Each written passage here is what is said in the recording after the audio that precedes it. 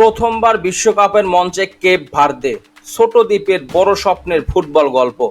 Atlantic মহাসাগরের বুকে ছোট্ট এক দ্বীপদেশ কেপ ভার্দে, যার জনসংখ্যা মাত্র কয়েক লাখ, কিন্তু ফুটবলের স্বপ্ন ছিল বিশাল।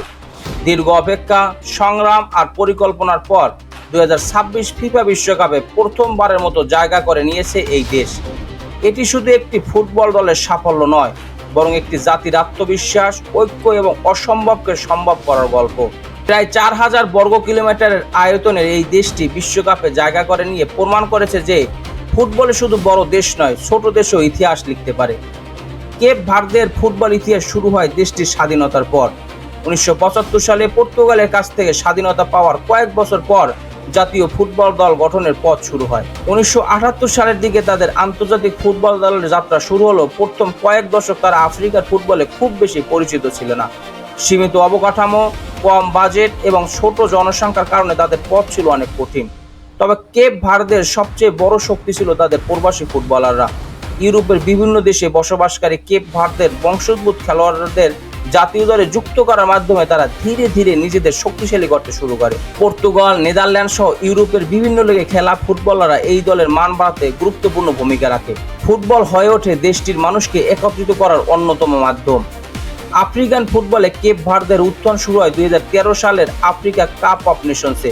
সেই টুর্নামেন্টে তারা প্রথমবার অংশ নিয়ে সবাইকে অবাক করে কোয়ার্টার ফাইনালে পৌঁছে যায়।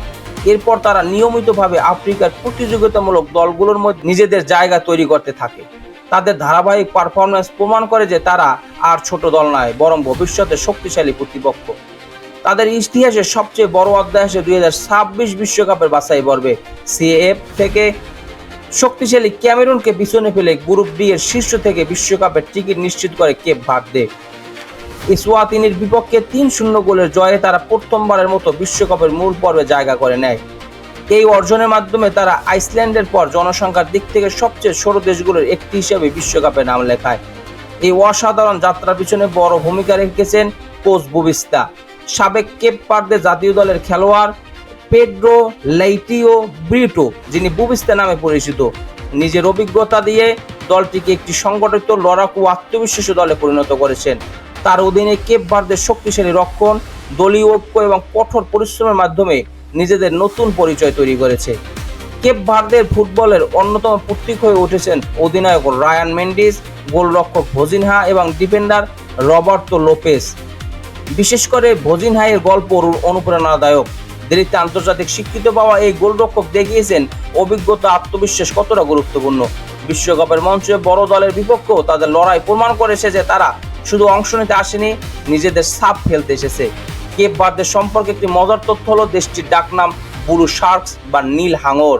সমুদ্র ঘেরা এই দ্বীপ দেশের মানুষের সংস্কৃতি, সঙ্গীত এবং ফুটবলের প্রতি ভালোবাসা তাদের জাতীয় পরিচয়ের অংশ। ফুটবল তাদের জন্য শুধু খেলা নয়, বরং বিশ্বের কাছে নিজেদের পরিচয় তুলে ধরার একটা মাধ্যম। বিশ্বকাপের ইতিহাসে কেপ ভার্দের আগমন অনেকটাই রূপকথার মতো।